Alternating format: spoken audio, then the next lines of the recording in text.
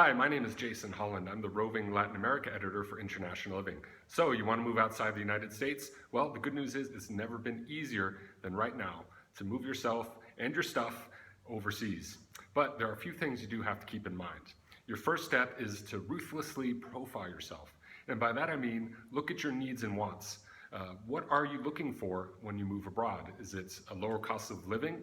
Is it great warm weather year-round? Do you want to move to a beach? Do you want to move to a small European village? What are your healthcare needs? Do you have chronic conditions that require you to see specialist doctors often? Do you need certain medications? What are you looking for as far as housing and the cost of that?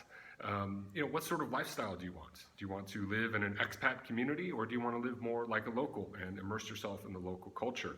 Those are all things you have to ask yourself first. Your next step is to find locations that match your needs and wants, that match what you came up with when you profiled yourself.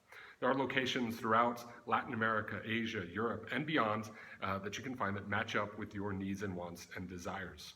So you have to do your research through publications like International Living, as well as other online resources. You might even join Facebook groups for different locations around the world to get a sense of how people live there, what they're lacking, and what they really enjoy about that location. Some of the nuts and bolts things you have to consider are things like residence visas. Usually with a US passport, you can get into most countries around the world on a tourist visa for 90 days, 60 days, 30 days. Each country around the world kind of has their own requirements.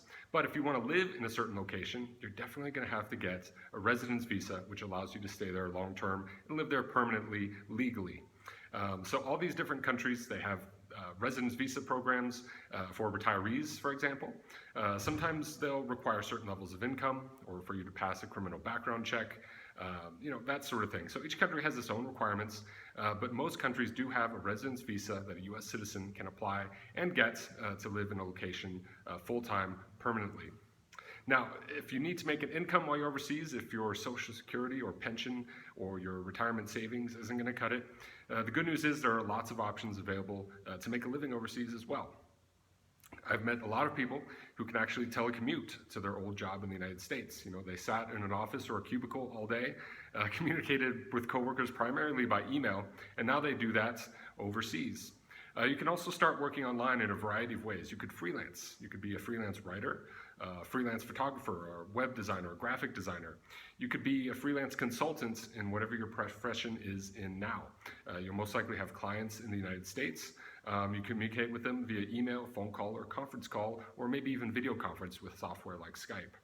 You could start a business. You could start an online business selling products and services online to customers in the United States or around the world. Or you can start a bricks and mortar business in the location you're in. If you've always dreamed of opening up a beach bar on a Caribbean island, that's totally doable. If you wanted to have a clothing boutique in a chic European city, you could do that too. Usually the cost of starting a business and running it is much more affordable overseas than it is in the United States.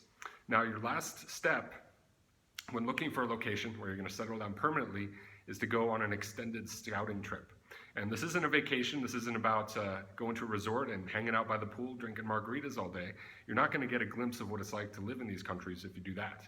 What I'm talking about is finding a location that you think matches your needs and wants, and then going there and staying for 2, 3, 4, 5, 6 months, however long you can, so you can experience what it's like to live there, to go to the grocery store, to go to the markets, to meet local people, meet your neighbors, get to know the neighborhood. Is it noisy? Is it too loud? Is the village that you always dreamed of living in, is it too quiet and there's not enough going on for you? Do you want a large expat community, or do you want to have a smaller expat community where you can live like a local more? You'll find out if the place truly is as affordable as you thought it was, if it meets your healthcare needs, if it meets all the different needs and wants that you have. And you can only do that by staying there an extended period.